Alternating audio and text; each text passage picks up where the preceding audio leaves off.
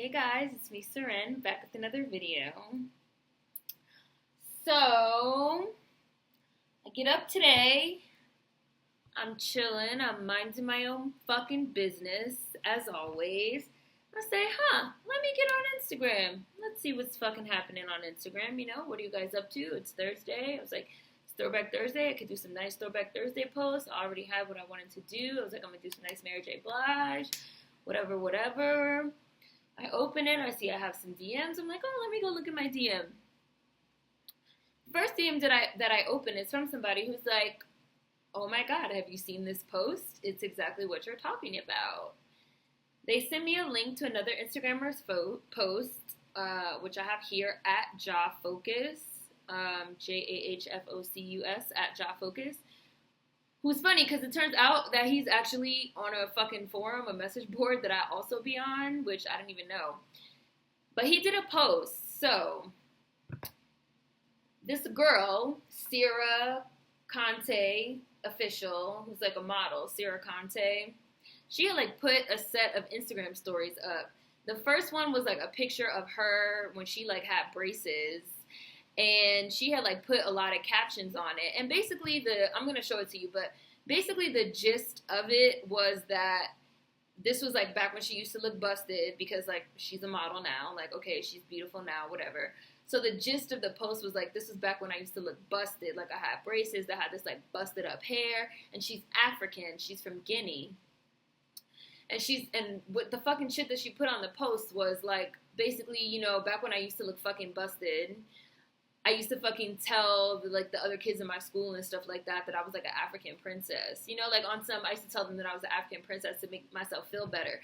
And then at the bottom, she had put like, they dead ass believe me too, Akatas with like the face palm emoji.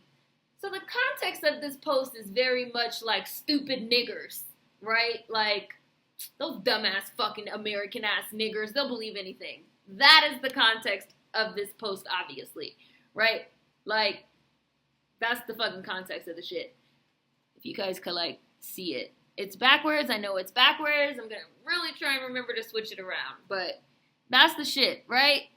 That's the shit. They deadass believe me too, period. Akatas, facepalm. Oh, okay, bitch. All right. So then, the person, JawFocus, put a definition. Akata is a Yoruba word meaning a wild or undomesticated cat. It is an offensive, derogatory term that West African immigrants often use against African Americans. Akata connotes rootlessness, a lack of culture, and a lack of discipline. Why is Sierra Conte, a Guinean who reps BX New York in her IG bio, and who has many thousands of African American followers and supporters, casually using a slur to demean and insult those same followers? What's terrible is that she doubled down on using the slur when challenged on it, swiped left for the combo. So JawFocus DM'd this bitch. He hit her up. He was very polite. He said Akata is offensive. She said, oh well, with the shrug emoji. Like, she ain't give a fuck, right? Like, oh well. Oh well, right? And then he said, as a son of Nigerian immigrants, I'm telling you, you shouldn't use the word Akata.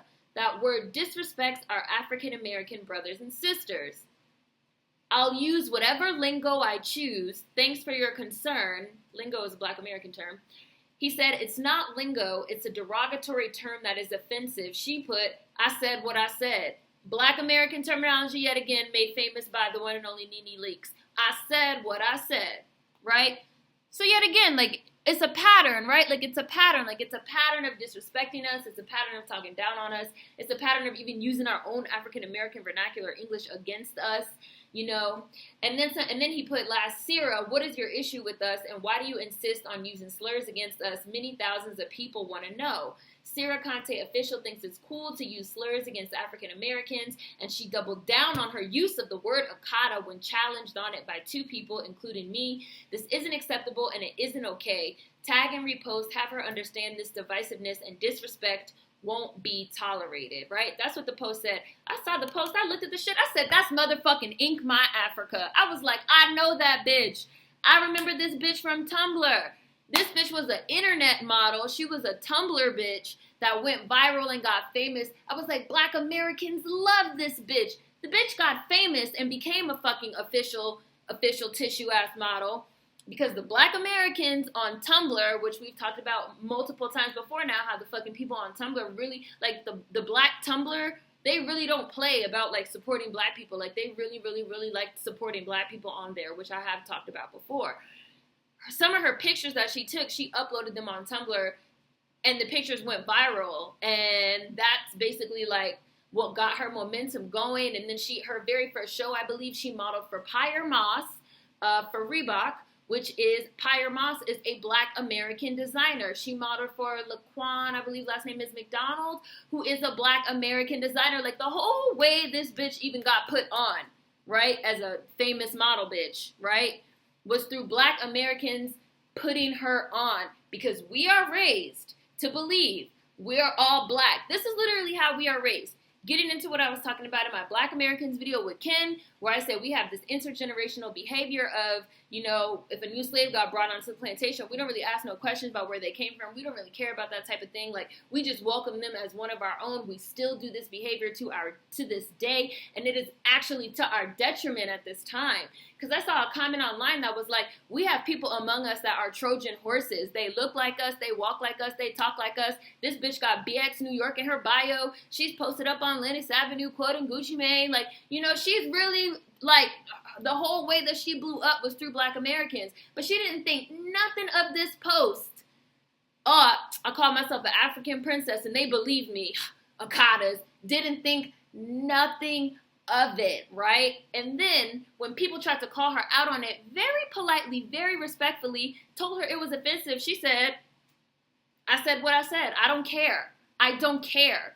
Trojan horses amongst us. All skinfolk ain't kinfolk.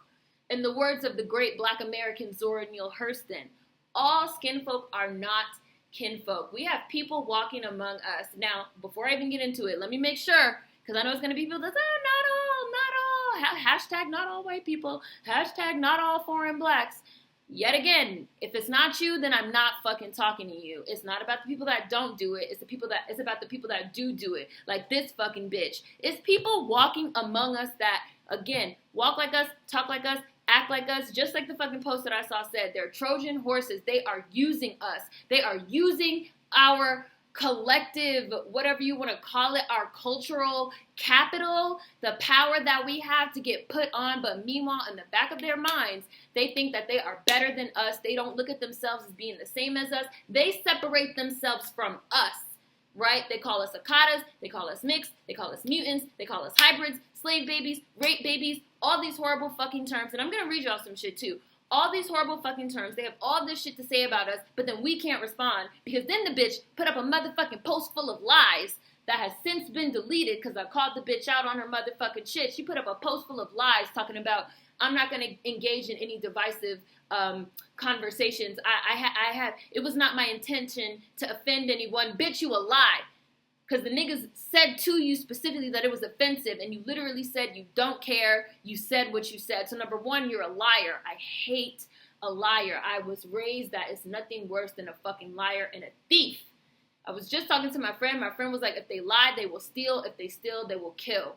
Okay? These are the type of people that will stab you in your back, right? They do not fuck with you. Seriously. And just like the Haitian, you know who you are, that left a comment that was like, black Americans need to stop trusting everybody based off skinfolk because, like, all skinfolk ain't kinfolk, and there are skinfolk that will stab you in the fucking back, that are using you. They do not like you. They do not fuck with you. Like, that's true. That's very real. Like, and I also want to address, because I've seen this going around a lot in other places as well as on message boards that I frequent, like on the Kali, shout out to the Kali.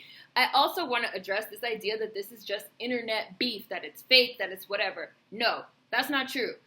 This type of situation has historical context. It has historical precedence. Ever since the post-civil rights era, where we, black Americans, fought for immigration laws that benefited every immigrant that is in the United States right now at this very fucking moment, regardless of race. Except white ones, because they could always come here, obviously. Because they just come and kill everybody, and you know how they do. But every fucking immigrant of color benefited from the immigration laws that black Americans fucking fought and died for during the civil rights era. As soon as the fucking immigration laws got relaxed and larger groups of fucking black immigrants started coming to this country, we started having these problems. We started having these problems with black Americans still being seen as the bottom. They're being placed above us in this racist, white supremacist infrastructure. They're benefiting from being black American when they want, being foreign when they want, being model minorities when they want. You know, the white supremacist infrastructure prefers them over us because they hate us very specifically as black Americans, as descendants of American chattel slavery. All these things that I've talked about in other videos, there are historical precedents to this. Malcolm Gladwell talked about it extensively in Black Like Them, which I always talk about how he's a Jamaican Canadian. He talked about how, you know, he came here and he was treated better here than he was ever treated in Canada because he was seen as better than black Americans. He's a black immigrant. The black immigrants want to work hard. The black Americans are lazy. And this is rhetoric that you will also see a lot of black immigrants fucking repeat themselves and spew towards us, that we're dumb, that, you know, we're stupid, we're lazy, we're akatas, we have no home, we're lost. All these things. This is a very real thing. Like Paul Mooney has talked about it. I posted a Paul Mooney clip. What was that, last week? Aries Spears. Somebody sent me a really good Aries Spears comedy sketch about it. I will include links to all of this stuff in the description box. My friend sent me a page from a book that he was reading that talked about it. I'm going to like get into some of this stuff in this video, but it's like, please also do not fool yourself into thinking this is fake internet beef, that is made up, that it's not real. It's very much real. We throw our weight behind anybody because we're all black. People are not doing the same thing for us. There is no reciprocity. Everybody is using us. Everybody is using us. They're coming here. They're fighting over resources with us rather than trying to make things better at home in order to possibly create fucking black strongholds that we've been talking about globally that possibly all black people could use. No, they decide they want to come here. They want to fight with us over resources. Again, they want to play us in movies. They want to play us in TV shows. They want to pretend to be us in music. The fucking LMAs of the world yet again. The Daniel Kaluuyas of the world yet again. Lead nigga in Snowfall yet again. Somebody sent me some shit today talking about they're making a fucking live action Teen Titans show, which we all know, and they decided to put Cyborg in the shit and they cast a fucking black Brit. It's very fucking real. Like, and side note, I was watching Pacific Rim last night. Y'all know that's my movie, right? And Idris Elba plays a black Brit in the shit, Stacker Pentecost, who's my fucking, like, one of my all-time favorite characters. And I was like, see, like, he got his own British swag. Like, why can't y'all be yourselves? Why can't y'all just be yourselves? And that's not just the Brits. I'm just using that as an example. Like, why can't you be yourselves? Like, black Brits playing black Brits, embracing their little swag, embracing their little, you know, accents and shit like that. Like, that's fucking cool. Like, I like British television. Like, I watch Black Mirror. Like, you know, where is the fucking black British representation? No, y'all gonna come over here and continue to pretend to be us. And that could go for fucking, really, like anybody, you know? Like, and then not only do y'all come here and pretend to be us and fight with us over resources, you look down on us in our own space.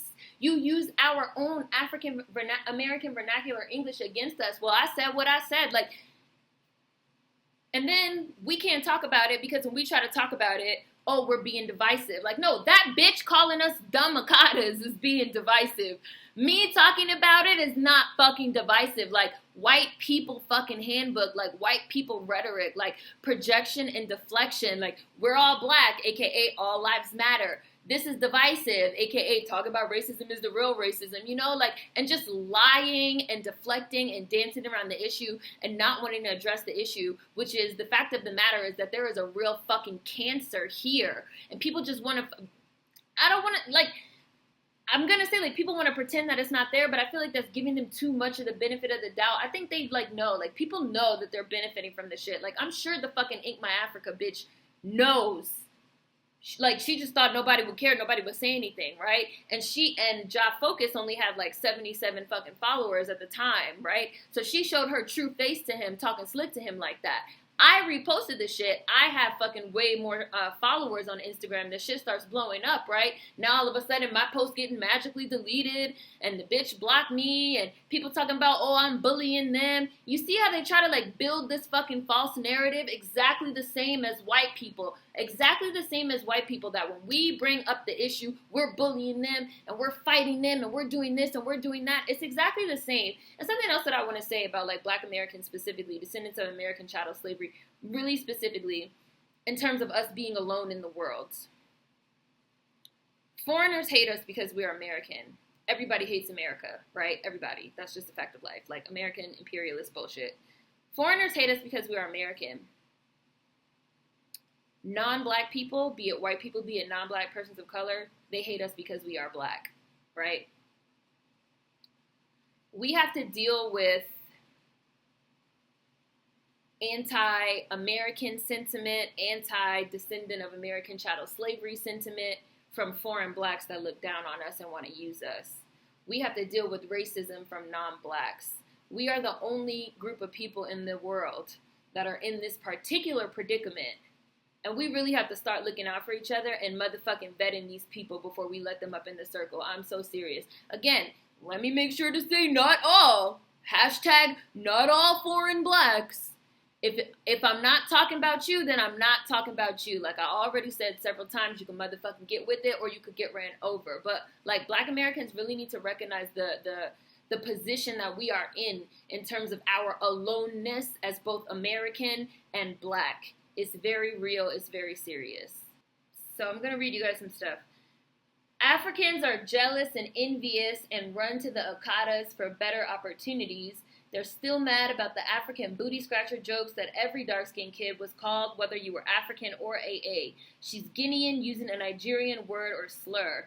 When you realize a lot of Africans want to be closer to whiteness, it doesn't surprise you on how some of them act. And yet again, there's also a lot of people motherfucking caping, talking about, well, it's not a bad word, it's not a bad word. A Nigerian himself DM'd the bitch and was like, I'm Nigerian, I'm telling you, this is an offensive word. And she was like, well, I really don't fucking give a fuck, right? Like, I don't care. Somebody else wrote a long-ass dissertation talking about, well, you're looking at this word through a fucking Western lens, and you can't fucking do that. There's no English, connotation for the word. I'm like, that bitch lives in America. She got BXNYC Guinea in her shit. She lives here. She's talking about us here. We don't have to fucking change our Western perception to fucking fit y'all. Are you fucking on crack? We don't, stop trying to come in our house, rearrange the furniture. You know what? I can guarantee you, this woman lives vicariously through African American female culture. There's an underlying snake-like nature to people who adapt to the style and nature of the African American, yet spite and hate at the same time. This is not post-war country-to-country values, your people impeding on my people style xenophobia. We are literally harboring Trojan horses who walk, talk, and act like us, yet will strike when their weight is up. It's essentially the girl that becomes your best friend just so she could steal your boyfriend, or the homeboy who gets close to you, waiting to catch you slipping so he can get your girlfriend. That's who these people are.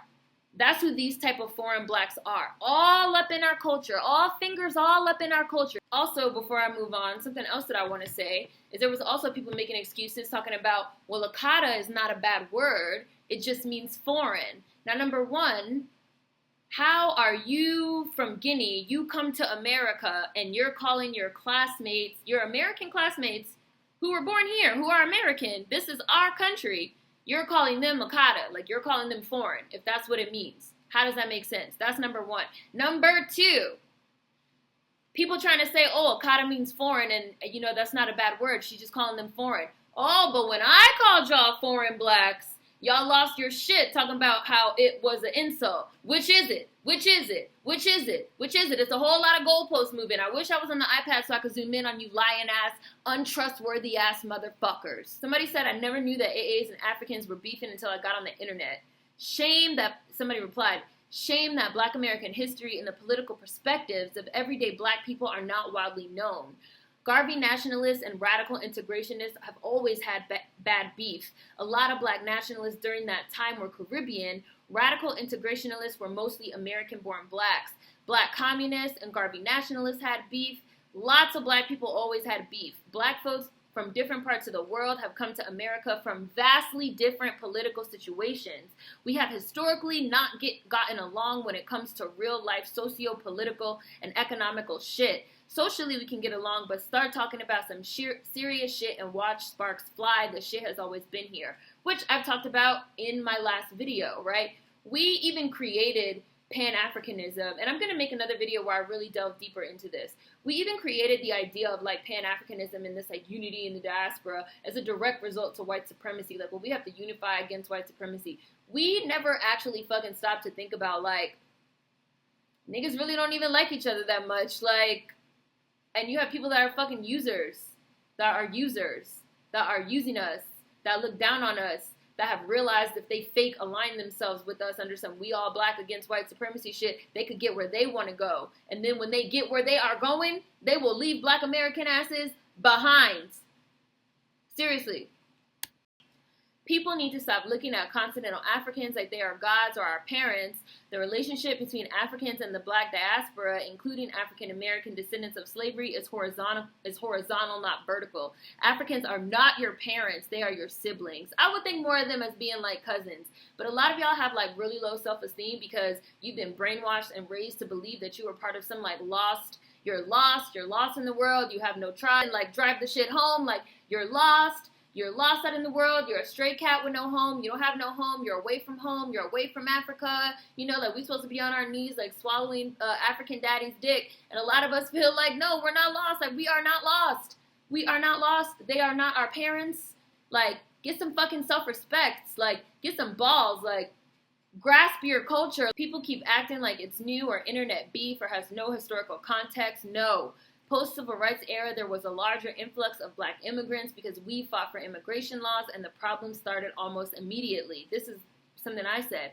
In 1994, Philip Cassinetz, a sociologist at Manhattan's Hunter College, and Jan Rosenberg, who teaches at Long Island University, conducted a study of the Red Hook area of Brooklyn. They found that the employers were unwilling to hire minorities from the neighborhood, but instead looked more favorably upon immigrants. I'm going to read you guys a little bit from this book that my friend sent me, which is called From a Black Perspective, Contemporary Black Essays by Douglas A. Hughes. And it used this term that I've never heard before, but I really like, backdoor Americans. The vast majority of backdoor Americans are apt to agree that a nigger is simply a Negro or a black man.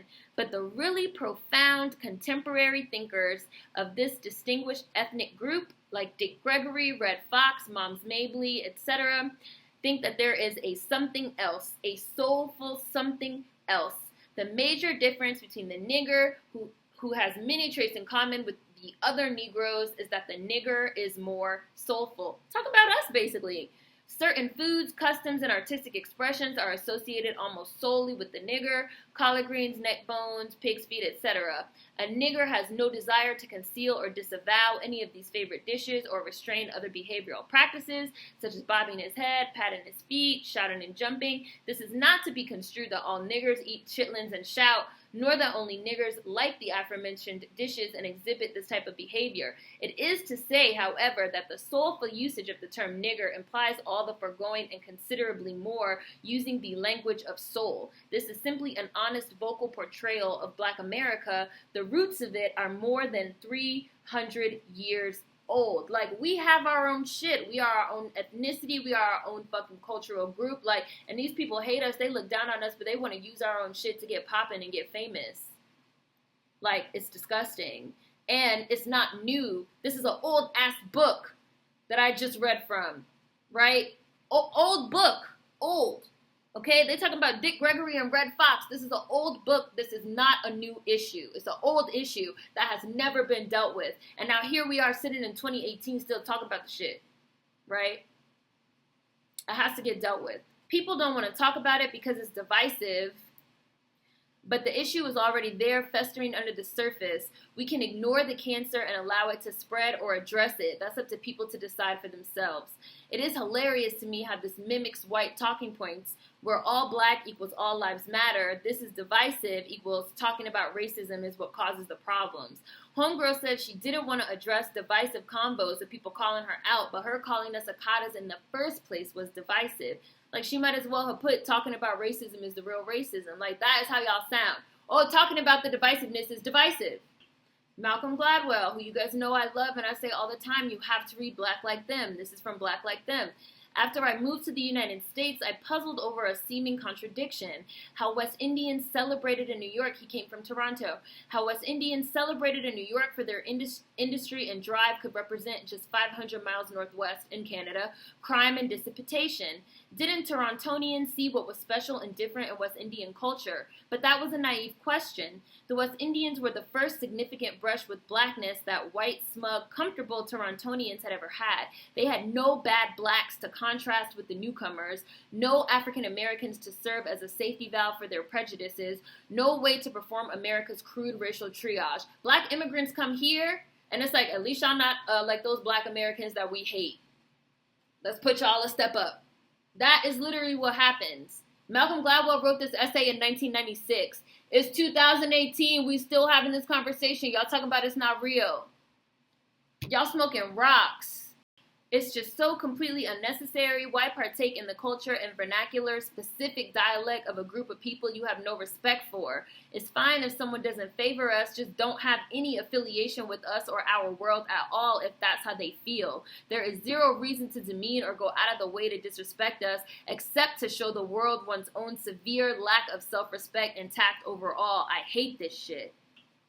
Using a kata to describe behavior that Africans don't agree with isn't benign at all. It's anti-Black and throws enslavement back in Black Americans' face.